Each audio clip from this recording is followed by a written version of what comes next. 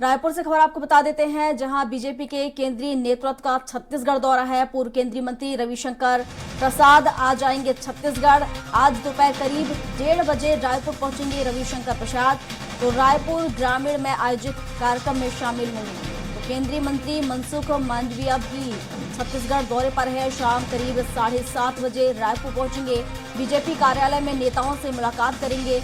तो असम के सीएम हिमंता बिस्वा शर्मा का छत्तीसगढ़ दौरा आज है।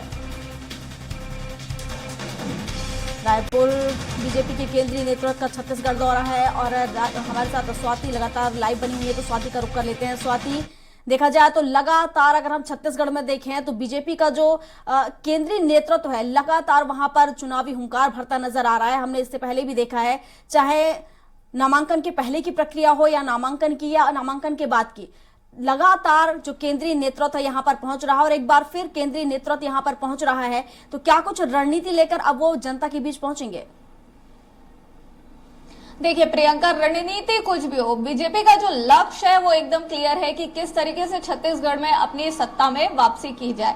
लगातार हमने देखा कि किस तरीके से प्रधानमंत्री नरेंद्र मोदी से लेके अमित शाह, राजनाथ सिंह सभी जो है वो यहाँ पर दौरा कर रहे हैं। उसी कड़ी में अगर आज की हम चर्चा करें तो आज बीजेपी के लगभग आधा दर्जन नेता जो हैं वो प्रदेश में अपना दौरा करने वाले हैं। और सिर्फ एक दिन के लिए नहीं, कुछ इसमें ऐसे भी नेता हैं जिनके लगातार 2 से 3 दिनों तक दौरे जो हैं वो चलने वाले हैं। तो बीजेपी का पहला लक्ष्य है कि छत्तीसगढ़ में एक तो सत्ता वापसी की जाए और दूसरा लक्ष्य है कि किस मैंडेट के साथ सत्ता वापसी की जाए, क्योंकि जो भूपेश बघेल ने जो एक टारगेट रखा है 75 पार, वो बिल्कुल बहुत बड़ा है। और अभी जहां हम देख रहे हैं कांग्रेस को, वो 71 सीटें जो है वो कांग्रेस के पास है। तो बीजेपी के केंद्रीय नेतृत्व का लगातार दौरा चल रहा है और वो 15 साल जो उन्होंने यहाँ पर काम किया था उससे भी बढ़कर 9 साल में केंद्र में क्या काम हुआ है उसको यहाँ पर प्रोजेक्ट कर रहे हैं। और साथ ही कि किस तरीके से भूपेश बघेल ने काम किया है उसकी गलतियां भी जो है वो बता रहे हैं। तो लगातार प्रदेश की राजनीति में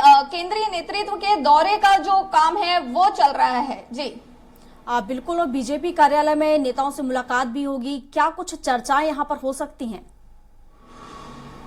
जी देखिए, बिल्कुल बहुत लेट ही कह सकते हैं इसको, पर बीजेपी की जो चौथी लिस्ट है वो आ चुकी है। कल जब चौथी लिस्ट आई तो अब समय है कि रणनीति पूरी क्या होनी चाहिए, क्योंकि बीजेपी ने सभी जो तमाम यहाँ के स्टेट के जितने कद्दावर नेता हैं सभी को जो है वो चुनाव में उतार दिए हैं। चाहे वो प्रदेश अध्यक्ष की बात कर ले, चाहे यहाँ के सांसद की बात कर ले, चाहे बीजेपी के महामंत्रियों की बात कर ले, ये सभी इस वक्त अपने अपने विधानसभा क्षेत्र से बतौर प्रत्याशी लड़ रहे हैं। तो अब जब ये लड़ रहे हैं तो अब पूरा कार्य प्रणाली कौन संभालेगा? तो कार्य प्रणाली संभालने के लिए लगातार केंद्रीय नेतृत्व जो है वो बैठकें कर रही है, यहाँ पर दौरे कर रही है। और इसी बीच कि क्या कुछ और होना चाहिए चुनावी रणनीति को शार्प करने के लिए, क्योंकि पहले चरण का चुनाव जो है वो 7 नवंबर को है, तो वहीं दूसरे चरण का चुनाव जो है वो 17 नवंबर को होने जा रहा है। तो ये मतदान की जो प्रक्रिया है उसको कैसे क्या संपन्न कराना है और उसके पहले जनता तक पहुंचने की जो सारी रणनीति है वो कहीं ना कहीं इन बैठकों में बन रही है।